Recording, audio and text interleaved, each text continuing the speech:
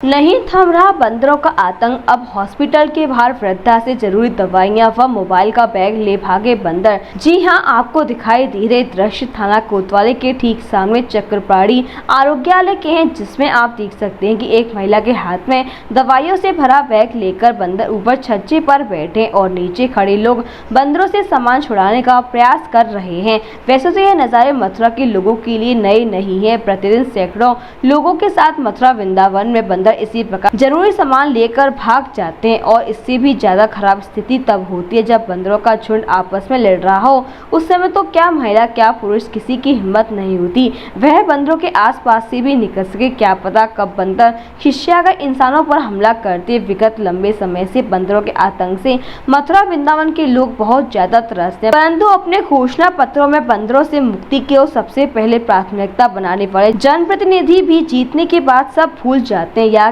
कह सकते हैं कि इस समस्या का हल शायद उनके पास भी नहीं होता। जब इस विषय पर हमने दीर्घ विष्णु मंदिर के महंत कांतानाथ चतुर्वेदी से विस्तार से बात की तो उन्होंने बताया। जी, बंदरों को लेकर अभी तक के जो प्रयास किए जा रहे थे वो सफल नहीं हो पा रहे हैं और लगातार बंदरों की समस्या लगभग मथुरा शहर के सभी क्षेत्रों में बढ़ती जा रही है। अभी इसके द्वारा लगातार प्रयास किए जा रहे हैं किसी प्रकार से जनता के सहयोग से इन बंदरों से जनता को मुक्ति मिल सके। इसके बारे में क्या कहना चाहेंगे? देखिए, ऐसा है कि मुझे बड़ी खुशी है कि अभी न्यूज़ ने इस मुद्दे को स्थायित्व दे रखी है, इसे मजबूती बराबर प्रदान कर रहे हैं। इसके लिए अभी न्यूज़ इसके लिए बहुत बहुत धन्यवाद का पात्र है। मैं अभी न्यूज़ के आयोजक श्री गणेश जी और गोपाल जी, इसमें आपकी भी बड़ी मेहनत रहती है। मैं आपको भी साधुवाद देता हूँ कि इस बंदर पकड़ अभियान को जो आपने लिया है ये अवश्य सफल हो जाए। दरअसल मुझे तो बड़ा कष्ट होता है कि मथुरा और वृंदावन में जब यात्री बंदरों के खौफ से यात्रा नहीं कर पाता, हम लोग मॉलों में नहीं निकल पाते, हमारी बहन बेटियां नहीं निकल पाती।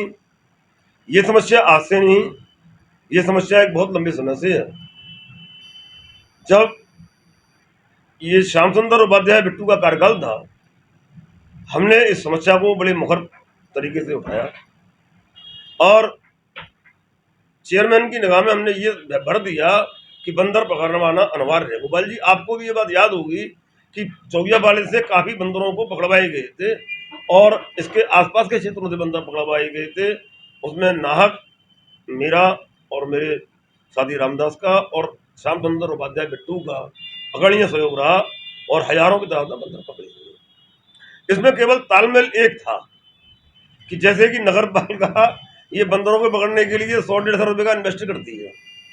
बंदर वाले लेते हैं 3 से 3.5 से 400 रुपये तक का एवरेज। इस मार्जिन को बांटने के लिए कायदा की बात तो यह है कि जो आयोजक लोग हैं, अगर जटिल समस्या आती तो किसी तरह से इनको तालमेल बिठा करके और इस समस्या का निराकरण करना रहता है। दूसरी बात यह है कि बंदर पकड़ना एक बहुत बड़ी गंभीर चुनौती भी है।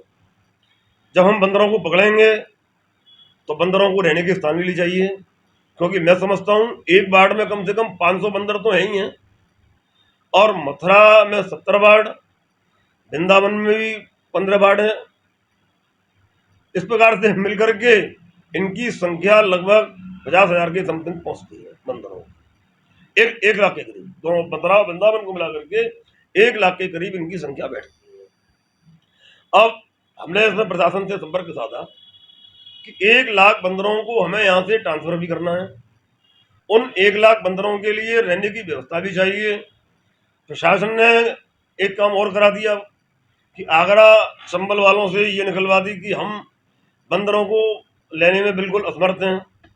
स्थिति ये है कि मथुरा के साथ साथ हमारे पड़ोसी जनपद हाथों, आगरा, इन जगह पर भी बंदरों की स्थिति बहुत खराब है। अब हमने इस मुद्दे को बहुत गंभीरता से लिया है और अभी न्यूज़ के हम साथ में हैं। हमने इस मामले में प्रशासन को एक मसौदा तैयार किया है, प्रशासन से संपर्क साधा गया है। इसमें वन विभाग मना करता है, पूर्णतः दोषी है। इसमें मेन दायित्व तो वन विभाग का और नगर पालिका का और फॉरेस्ट विभाग का बनता है। हमने तीनों विभाग के अधिकारियों से इसमें गंभीरतापूर्वक संपर्क साधे हैं हमें ये विश्वास है कि जिस प्रकार से बंदरों की समस्या से हम लोग चिंतित हैं, शायद प्रशासन इस चिंता को हमारी को बेनज़र कर रहा है। हम आपको इतना बतला दें कि अभी दीपावली का सीजन है।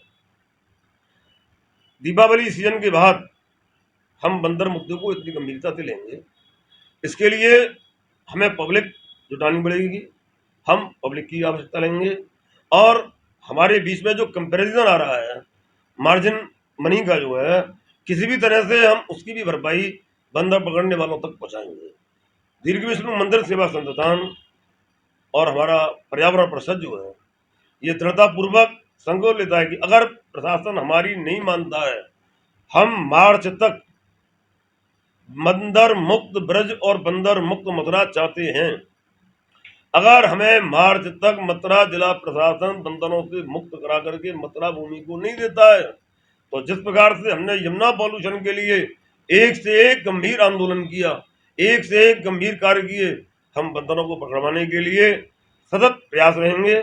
मैं आपको बता दूं कि नगर पालिका में इसके लिए विद्युत प्रस्ताव पास हुआ, ये हमारे मुकेश आर्य बंधु के टाइम पे हुआ है, लेकिन इन लोगों ने बंदरों के पकड़ने में जो असफलता और लापरवाही दिखाई, इसके लिए ये लोग बेशक निंदा के पात्र हैं।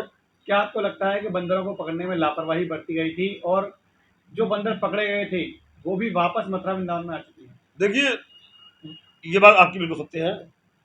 प्रशासन ने बंदरों को पकड़ने में कभी गंभीरता नहीं दिखाई और जिन लोगों ने आंदोलन इसमें किया, बेशक वे लोग धन्यवाद के पात्र हैं, लेकिन मैं आपको एक बात बता दूं कि केवल हम दुनिया को इकट्ठा कर लें, हम एक आंदोलन कर लें, हम केवल होली गेट के दायरे तक ही बैठ लें, इससे बंदरों की समस्या का समाधान नहीं होगा। हमने जो इसके लिए रणनीति तैयार की है, हम पूरे मथुरा वृंदावन में एक साथ जन आंदोलन चलाने के मुंह में हैं। बंदरों को पकड़वाने के लिए हम प्रशासन की नींद बेशक हराम कर देंगे, प्रशासन को चैन से नहीं बैठने देंगे और ये मुद्दा अभिनुष के साथ साथ दीर्घ विष्णु मंदिर सेवा संस्थान का भी है। और अगर आगे कोई बात नहीं बनती प्रशासन से, तो मैं आपको बता दूं कि हमें न्यायपालिका की शरण में जाने के लिए भी कहीं को संकोच नहीं रहेगा। अगर आवश्यकता पड़ेगी तो कांताना चतुर्वेदी बंदरों को पकड़वाने के लिए न्यायपालिका में भी जाएगा। अगर बात करें चुनावों की, तो देखा जाता है कि जब भी कोई चुनाव आते हैं, चाहे वो नगर निगम के हों या फिर विधायक के चुनाव हों, सांसद तक के चुनाव हों, उनमें भी उनके घोषणा पत्रों में इस बात के दावे किए जाते हैं कि बंदर मुक्त मथुरा रहेगा, यमुना प्रदूषण मुक्त रहेगी और मथुरा की बिजली समस्या व अन्य समस्याएं जो रहती हैं उनसे मुक्ति दिलाई जाएगी। लेकिन फिर अचानक चुनाव जीतने के बाद में जो अधिकारी होते हैं या फिर जो जीत कर आते हैं, जो उस पद पर विराजमान हो जाते हैं, वो आखिर इन मुद्दों को क्यों भूल जाते हैं? क्या कारण रहते हैं उसके? देखिए, नेताओं की तो एक आदत बन चुकी है कि हमें घोषणा करनी है और कोई भी काम पूरा नहीं होना है, लेकिन इसमें नेता और प्रशासन दोनों दोषी हैं। नेता काम कराना नहीं चाहते और प्रशासन काम करना नहीं चाहता। हमारी जो थीम है, हम प्रशासन और नेताओं का तालमेल बिठा करके और बंदरों को पकड़वाने की योजना तैयार करेंगे, जिसमें नंबर 1 बंदरों के रहने का स्थान नियत होगा।